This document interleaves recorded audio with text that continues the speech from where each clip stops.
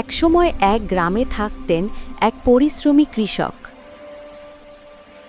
তার ৩ ছেলে, রাহুল, সোহান আর মিলন।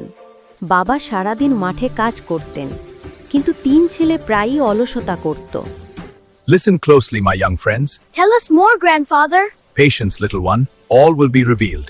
বাবা, আমার জমির নিচে একটা গুপ্তধন লুকানো আছে, তোমরা চাইলে সেটি খুঁজতে পেতে পারো।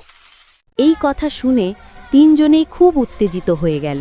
পরের দিন তারা মাটি খুঁড়তে শুরু করল, সকাল থেকে সন্ধ্যা পর্যন্ত, কিন্তু কোথাও কোনো গুপ্তধন পাওয়া গেল না।